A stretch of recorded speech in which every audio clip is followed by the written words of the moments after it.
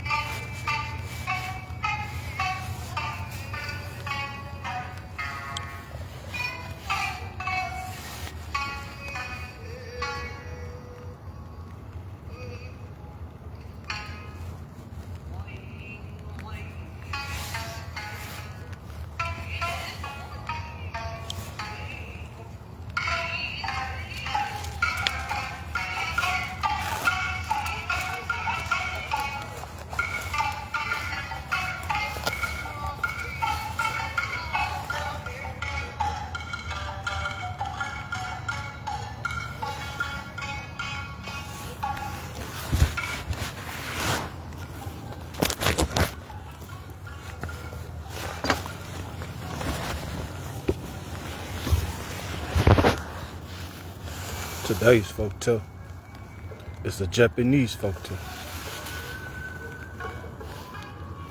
Momotaro. Traditional stories by Kataro Chiba. We're here on page 29. Momotaro, or the story of the son of the peach.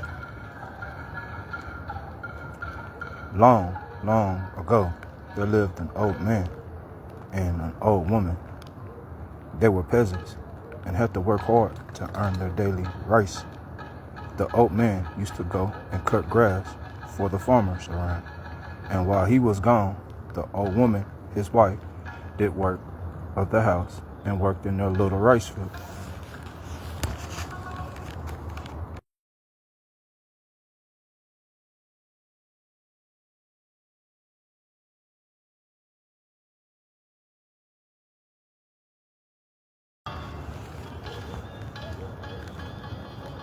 One day, the old man went to the hills, as usual, to cut grass, and the old woman took some clothes to the river to wash. It was nearly summer, and the country was beautiful to see in its fresh greenness as the two old people went on their way to work. The grass on the banks of the river looked like emerald velvet, and the pussy willows along the edge of the water were shaking out their soft tassels. The breezes blew and ruffled in the smooth surface of the water into wavelets, and passing on touched cheeks of the old couple, who for some reason they could not explain, felt very happy that morning. The old woman at last found a nice spot for the riverbank and put her basket down. Then she went to work to wash clothes. She took them one by one out of the basket and washed them in the river and rubbed them on the stone. The water was so clear as crystal, and she could see the tiny fish swimming to and fro, and the pebbles at the bottom. As she was busy washing her clothes, a great peach came by bumping down the stream. The old woman looked up from her work and saw this large peach. She was 60 years of age, yet in all her life she had never seen such a big peach as this. "How delicious that peach must be," she said to herself. "I must certainly get it and take it home to my old man."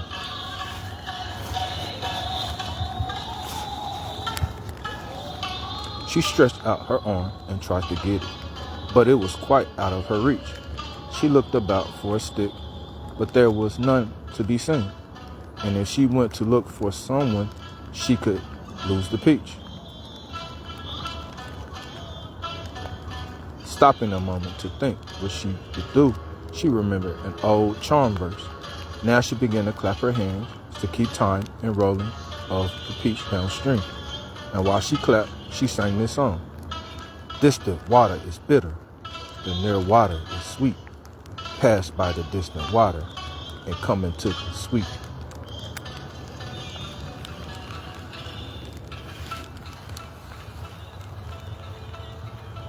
Strange to say, as soon as she began to repeat this little song, the peach began to come nearer and nearer the bank where the old woman was standing, till at last it stopped just in front of her so that she could be able to take it up in her hands.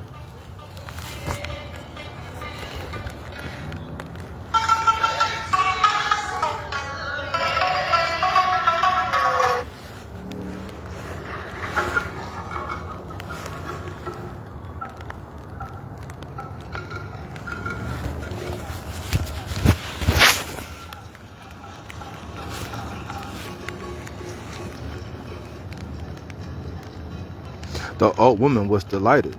She could not go on with her work. So happy and excited was she.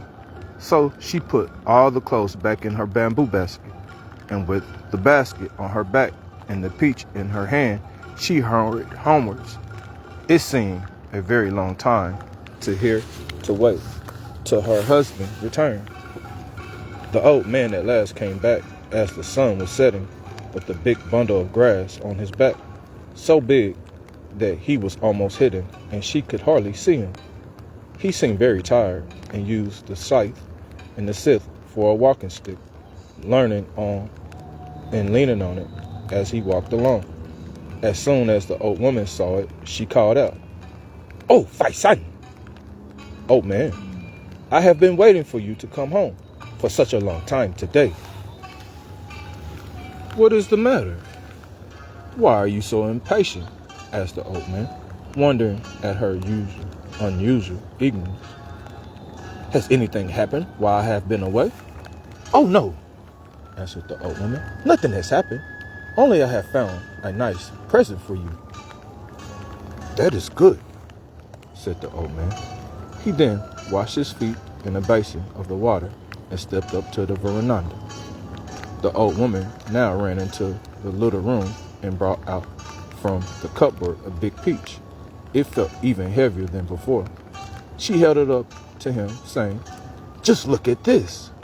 Did you ever see such a large peach in all your life?" When the old man looked at the peach, he was greatly astonished and said, "This is indeed the largest peach I have ever seen. Wherever did you buy it?" "I did not buy it," answered the old woman. "I found it in the river where I was washing." And she told him the whole story. "I am very glad that you have found it. Let us eat it now, for I am hungry," said old Faisal. He brought out the kitchen knife and placing the peach on a board, was about to cut it when a wonderful tale. The peach split into two itself, and a clear voice said, "Wait a bit, oh man," and out stepped a beautiful little child. The old man, his wife, were both so astonished at what they saw. They fell to the ground. The child spoke again. "Don't be afraid. I am no demon or fairy. I will tell you the truth. Heaven has compassion on you. Every day and every night you have lamented that you had no child. Your cry has been heard, and I am sent to be the son of your old age." On hearing this, the old man and his wife were very happy. They had cried night and day for sorrow at having no child to help them.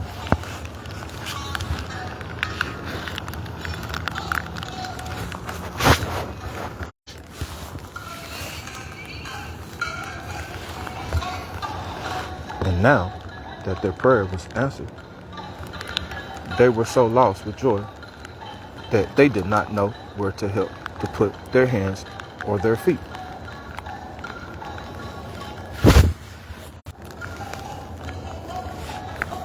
First the old woman and the first old man took the child up in his arm, and then the old woman did the same, and they named him Momotaro. or son of a peach, because he had come out of a peach. The years passed quickly by, and the child grew to be 15 years of age. He was taller and far stronger than any of the other boys of his own age. He had a handsome face and a heart full of courage, and he was very wise for his years.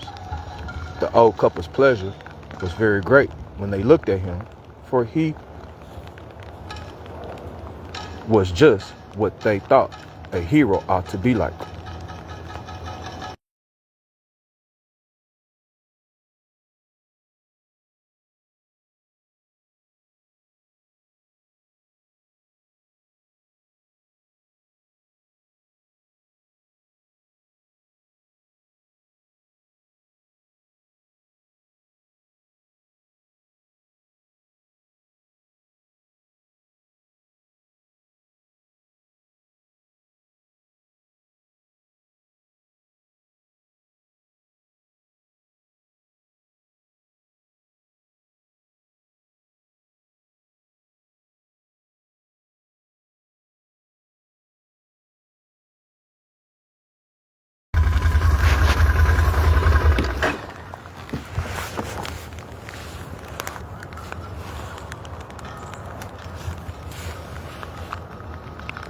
One day, Momotaro came to his father and said solemnly, "Father, by a strange chance, we have become father and son.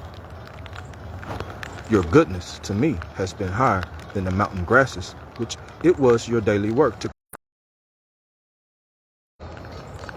and deeper than the river where my mother washes the clothes. I do not know how to thank you enough."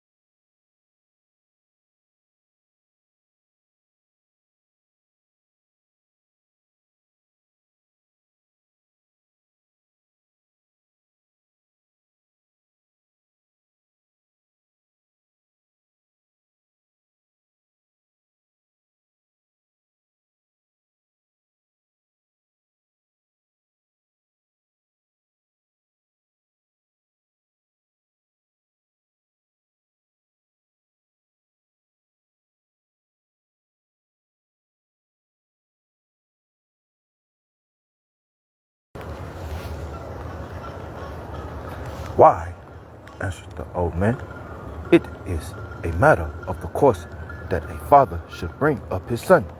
When you are older, it will be your turn to take care of us. So after all, there will be no profit or loss between us. All will be equal. Indeed, I am rather surprised that you would thank me in this way." And the old man looked bothered. "I hope you will be patient with me," said Momotaro. "But before I begin to pay back your goodness to me, I have a request to make, which I hope you will grant me above everything else. I will let you do whatever you wish, for you are quite different to all other boys." "Then let me go away at once." "What do you say? Do you wish to leave your old father and mother and go away from your old home?" "I will surely come back again if you let me go now." "Where are you going?" "You must think it is strange that I want to go away," said Momotaro, "because I have not yet told you my reason. Far away from here, To the northeast of Japan, there is an island in the sea. This island is the stronghold of the band of devils.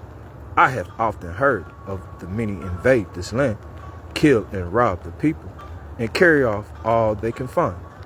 They are not only very wicked,